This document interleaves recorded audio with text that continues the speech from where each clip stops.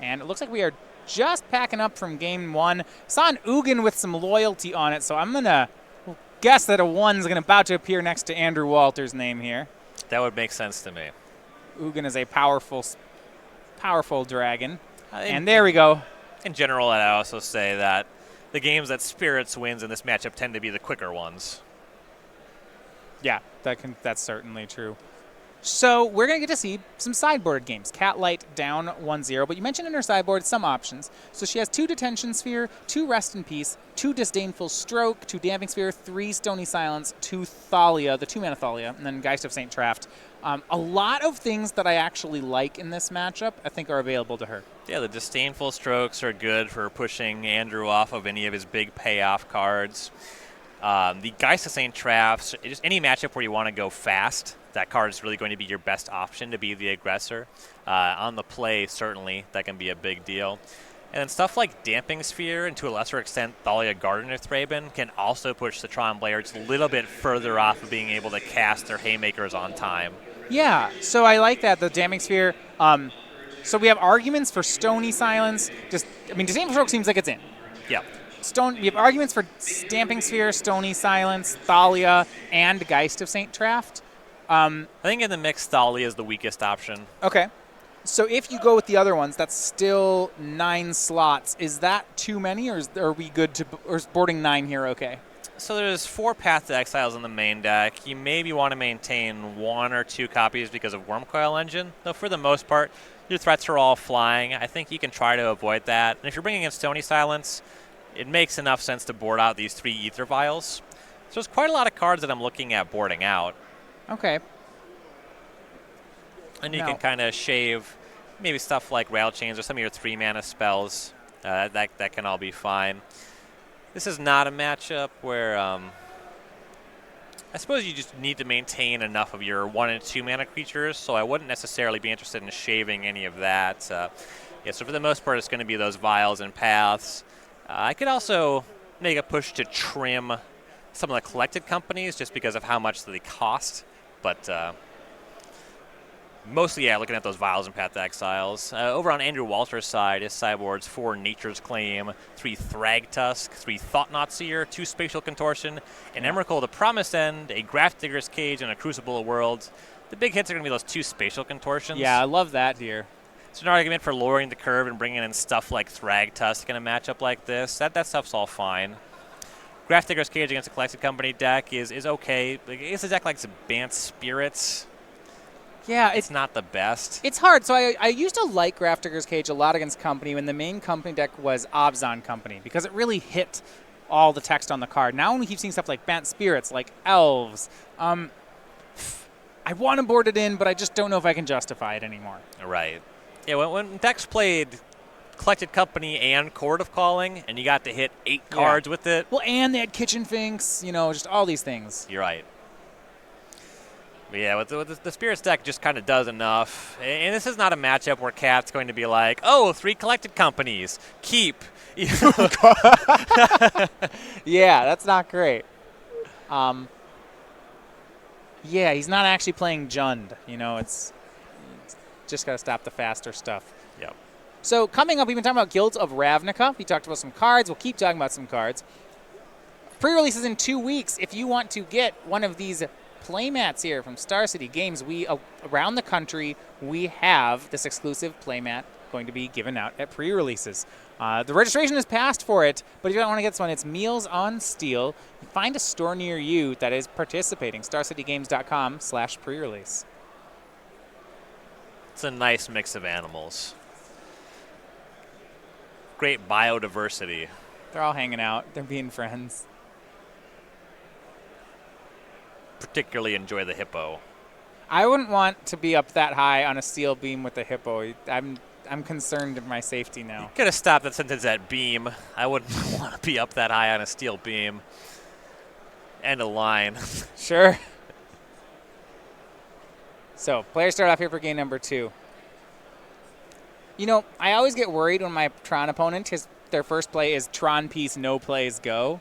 Because if they've kept, they definitely have turn 3 Tron. Just already, if it's Tron piece map, But this means, oh, it's just already in your hand, isn't it? You just have them.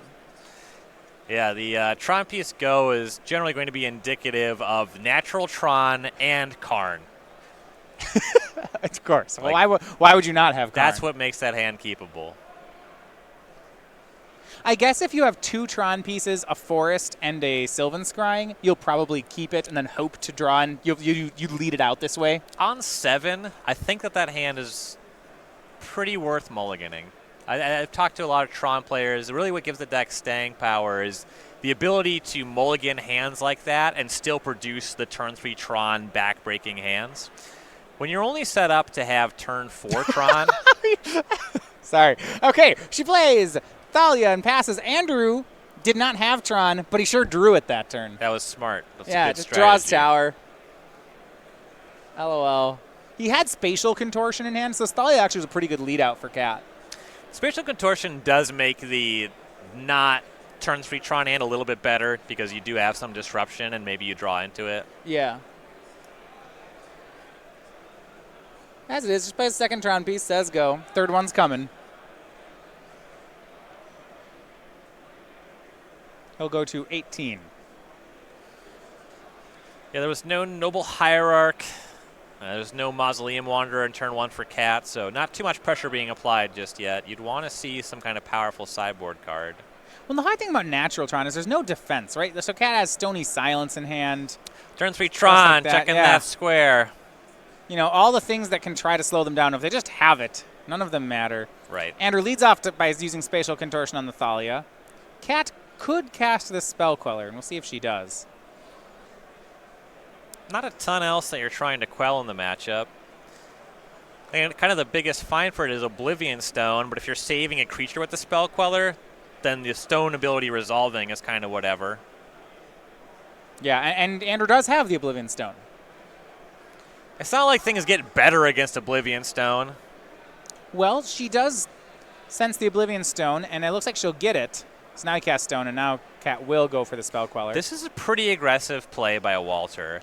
Given right. the pause by Cat, pretending that removal spell, casting the Stone here, it would suggest that there's at least some other kind of backbreaking payoff on the following turn. I agree. What I would want to see then from Andrew is just passing. Because if the board is empty, you're playing Tron. This is great. You don't need to play cards. You'll just eventually draw, something ridiculous. Also, once Tron is online, especially in a matchup where you're not expecting to get Stone Rained in really any capacity, you can just cast and crack Stone on the same turn. Right. Back over to Cat we go. She chose to Spell Quell away the Oblivion Stone despite a Stony Silence in her hand.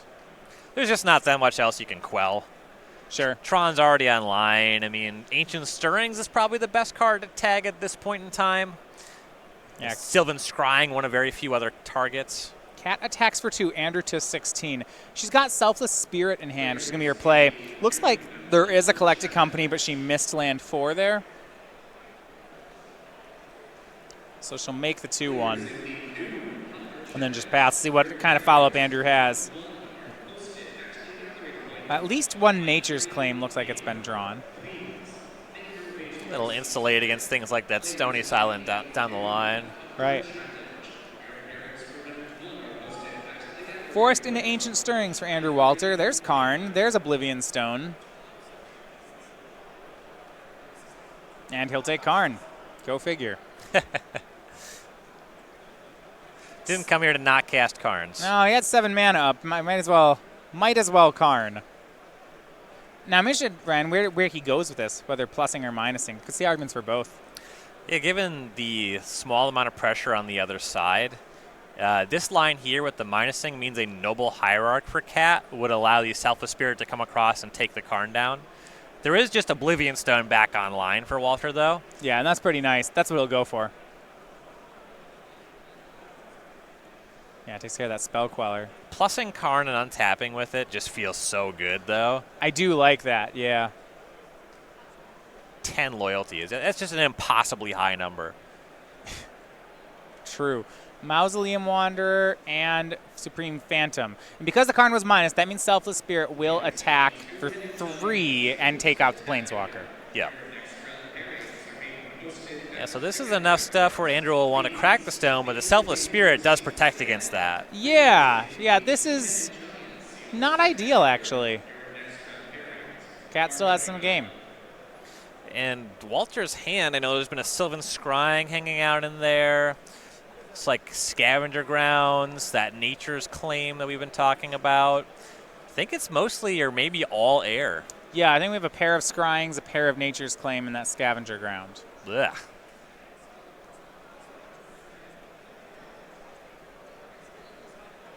So there's the Scavenger Ground. Here's Sylvan Scrying. Doesn't really need more mana. I assume we're finding either a Forest or a Sanctum of Ugin. I think Sanctum of Ugin is probably the big one. And that'll be the find. Yeah, it's not clear that just one Haymaker would be enough in this situation. 2 would be quite a bit better.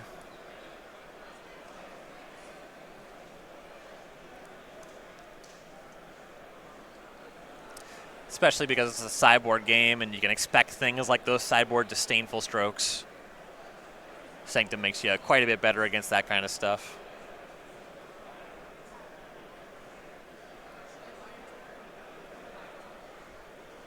And I imagine what we're going to see here is Cat just shoving until this stone gets popped. Yeah. You do want to be wary of Andrew doing something like casting Dismember on the Selfless Spirit, responding to you sacrificing by cracking the Oblivion Stone. Well, she has a decent hand here. So to remove the 4th land, she has Stony Silence, Rattlechains, Collected Company. So that actually protects her from a lot of things. If there's a sweeper, she can reload with Collected Company. If there's a removal spell, she can Rattlechains. And here will be an attack, looks like for 6. Andrew will crack Oblivion Stone. Cat will sacrifice Selfless Spirit. So now the attack's just for 3.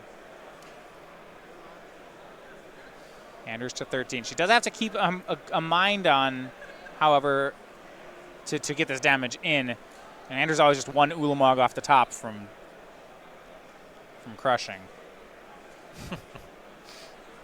It looks like he's drawn Wormcoil Engine. That is a solid pickup from 13 life. Yeah, it's not bad. Yeah, we have Wormcoil Engine, 2 Nature's Claims, and that actually is pretty decent. You can target his own Wormcoil Engine in a pinch. Now, Wormcoil Engine does not trigger Sanctum of Ugin, but he will get that 6/6. And Cat has left up the mana for that Collected Company, so she can make a good amount more power on the battlefield here with some good hits. Though Andrew will start to gain some life on his crackback. Let's see. What happens if there's 2 Lords here? Then they would all be pumped twice, and the Rattlechains pumped 3 times. You'd have 7, 10, 30. Yeah, there are potentially lethal Collected Companies, right? Yep. If I'm counting it the same way, yeah, I think she is alive to untap and win here. So let's look at the top 6. Yeah, Double Lord could do it. And there is a Supreme Phantom and a Phantasmal Image. I think we'll do the math, but she may have found one. I think she might have needed Drogskull Captain. Just the extra 1 power. But it's even with the Mausoleum Wanderer, if it's a little bit short, there's at least Rattlechains and there's some draw steps that could make it enough.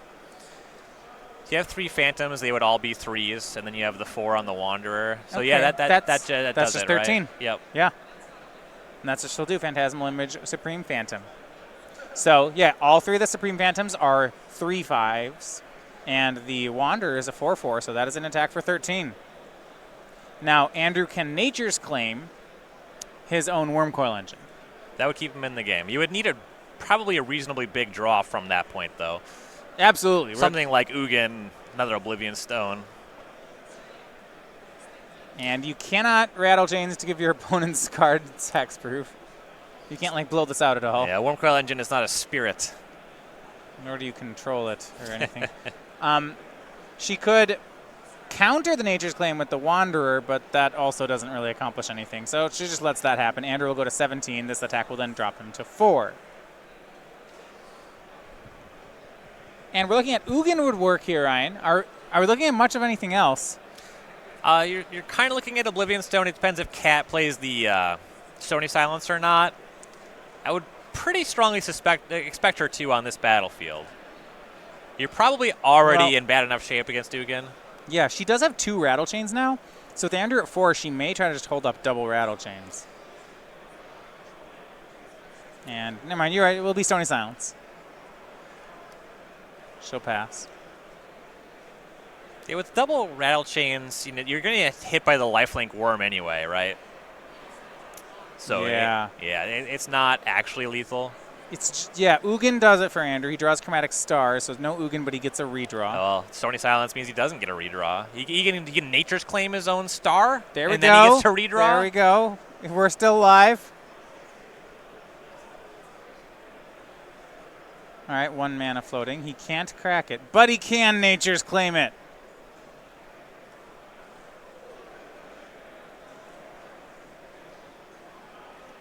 Oh, does he see that he can Nature's Claim it? He will attack for 6.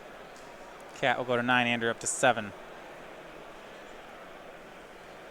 He could try to just Nature's Claim the Stony and then redraw because does he have enough mana? He's going to claim the star. I guess he doesn't have enough mana left over to Oblivion Stone from that spot. He doesn't have enough mana to Ugin anymore.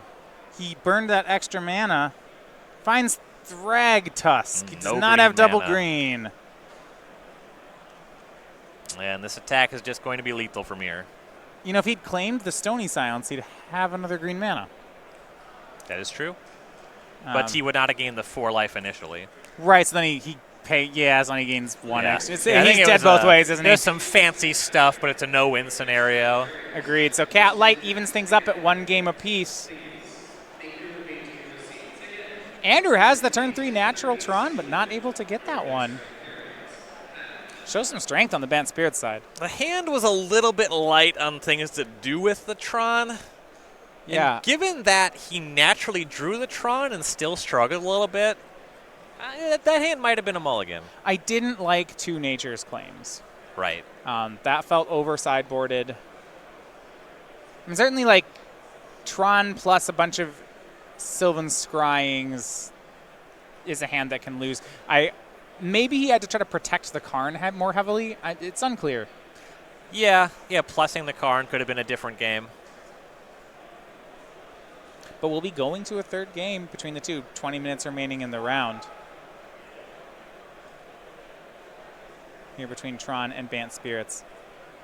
Over at StarCityGames.com, our Star City Games newsletter goes out each week. You can subscribe for that one for free over on the website, StarCityGames.com/newsletter. It gives you highlights of our best articles from the week. Can tell you when the SCG Tour is coming to a town near you. We actually have added Possibility Storm. That's a group of people who do magic puzzles every week, and so much more. And the best part is that's free. Just go out on the website and sign up.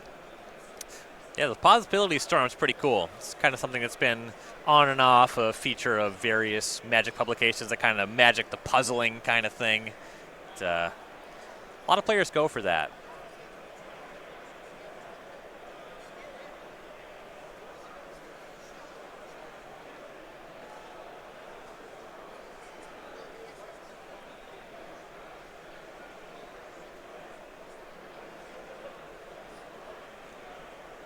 And this is kind of the spot that I hate being against when I'm playing against Tron. Being on the draw? Being on the draw in Game 3. Well, they're going to have Tron. Right. And I'm going to lose. Yeah. It looks like maybe some dissatisfaction with the hand. It's when they snap keep 7 on the play in Game 3. You see that face, and they're still looking like, go keep? And you're like, oh, cool. I would never in my life consider mulliganing this hand. It's like that kind of expression. A little bit of fresh air for Cat Light as we do see Andrew Walter going to 6. You only need 4 cards to make turn 3 Karn, though. That's true. The creature-heavy matchups tend to be a little bit punishing against specifically Karn. That's true. You technically can turn 3 Karn someone on a 3-card hand. Yes. Actually. But right. You draw a card every turn. Right. So you turn 3, play your last Tron piece. Or, yeah. And then you just hope that you've drawn Karn. No, you have to have a 4-card hand, don't you? To turn 3 Karn? Yeah. No, we can do it. It takes 4 total cards. I guess you can turn we can 3 keep the turn Karn on a on the one-card hand? draw with a 2-card hand, right? On the play you can do it with a 2-card hand. Oh, yeah, play with a 2-card hand. Yep. On the draw, with a 1-card hand. Yeah. That's math. He's got to. We did it. You just draw the Tron piece each turn. It's too easy, frankly. If you keep Urza's power plant and nothing else on the draw, you could turn 3 Karnum. I've actually completely shifted my emotional read on the situation where, when your opponent mulligans to 4 in a game that you really care about, and you're like, all right, this might be an easy one. They're down a lot of cards. But I've fully come around against Tron where they mulligan to 4, and my exact response is, great, now I get to lose to a 4-card hand. Sure. I generally don't play decks that... I generally have play decks that are decent against Tron. But the times I have played fair decks, yeah, this matchup stinks. The decks that I've played more recently have had quite positive Tron matchups. Historically, that has not been the case. Okay, no, actually, I'll correct myself. I played Lantern at a tournament somewhat recently, and I played this matchup, and they mulled to 5, and boy, it did not matter. I just got annihilated. It's a hard one for the Lantern deck. Yeah, it's... whew. You have to mill every card. See, like this. Tron piece, draws 2nd Tron piece, says go. Is that the tower mine? Yeah, that's the mine. Yeah, they're not both towers, even though they both are towers. Right. There's a fake tower.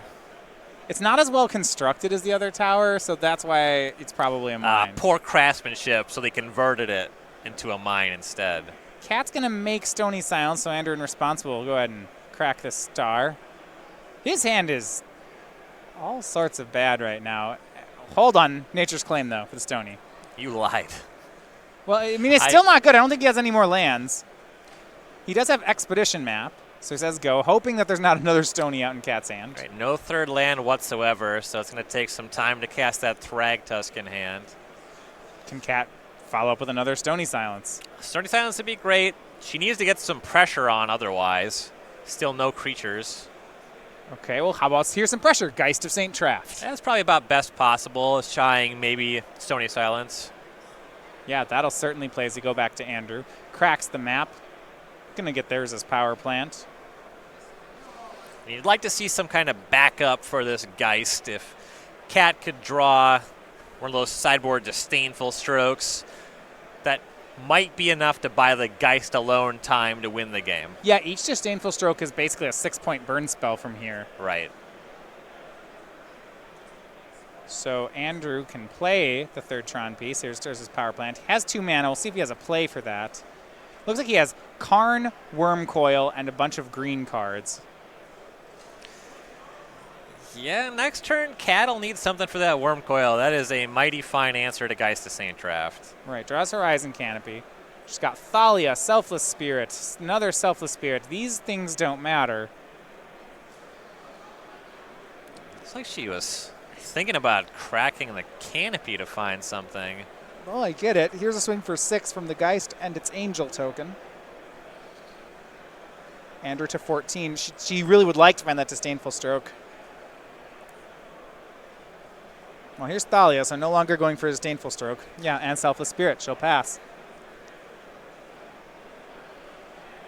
Hoping to not get land Oblivion Stoned. Well, Andrew draws the Oblivion Stone, doesn't have the land. Given the no land, I mean, you can go for either the Wormcoil Engine or the Oblivion Stone cast this turn. You'd be in a lot of trouble if you cast the Oblivion Stone and Cat just cast Stony Silence on the following turn. Wormcoil go. I like this play from Andrew. Once he draws another land. I like this draw from Cat. Does she just draw a path? That's so good. That is huge in this situation. That will give Andrew the mana to Oblivion Stone on the following turn. Yeah, it doesn't come without cost. However, Supreme Phantom from Cat. Yeah, that Selfless Spirit, though, that blocks against the Oblivion Stone, so that's really not a factor on its own. You're right. Huge draw.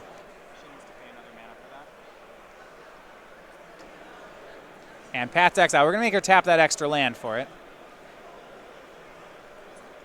But you're right, Andrew gets a land here. But yeah, he's also defended against Selfless Spirit. Now, there was a bunch of haymakers hanging out in Andrew's hand, and the question I'd have then is one of them Ugin? It's pretty much going to have to be. Yeah. Because of that Selfless Spirit, you got to exile these creatures. Well, and thanks to Thalia, he'd have to draw a land as well, so it's asking a lot. Right. Here's a swing. Geist is a 3/3. Angel makes it 7. Selfless Spirit makes it 10. And Thalia makes it 12. That sends Andrew to 2.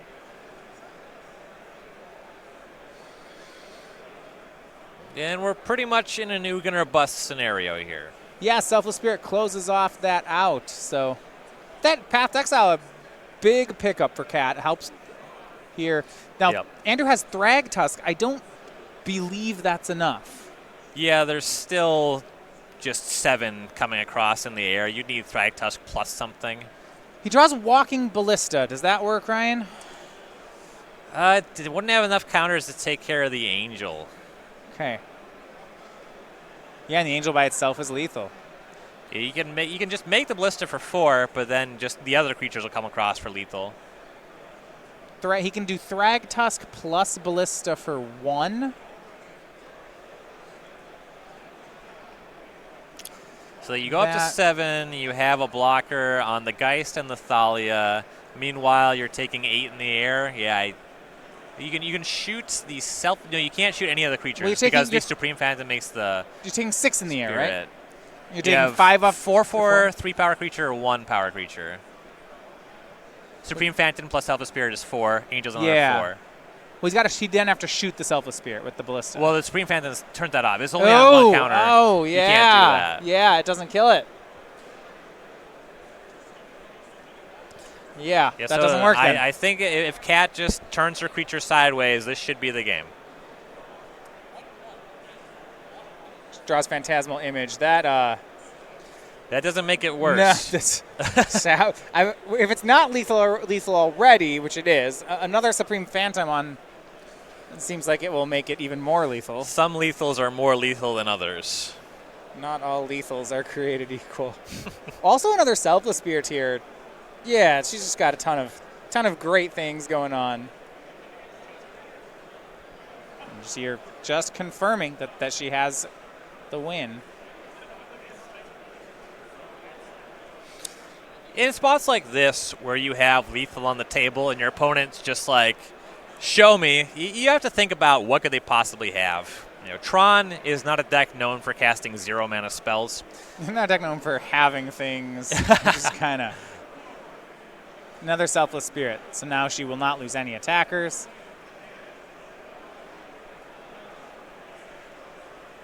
And yeah, Image on Supreme Phantom. I think we'll be seeing here as well.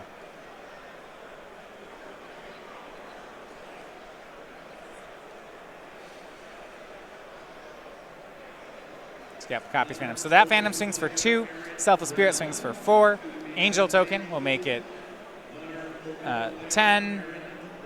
And that's 10 in the air. Yeah, this is a situation where the conversation at the table when I'm playing the game, I'm just kind of sitting there audibly asking my opponent, aren't you dead? And then taking my time to make the actual alpha strike. Yeah, he can wait to see if she makes the Angel token, I suppose. If she didn't make the Angel token, this isn't lethal. But she did. Right. So really heads up play, remembering that trigger. Pops the blocks and pops the Phantasmal Image. Sure. We're still dead, right? Trying to get Cat to sacrifice the attacking Selfless Spirit, I suppose. Yeah. Well, and she didn't, and there's the hand extension. Cat Light takes both sideboarded games here with Bant Spirits and is your winner 2-1 over Andrew Walter. Yeah, and then interestingly, Cat's sideboard cards weren't that impactful. We saw Stony Silence get hit by a Nature's Claim.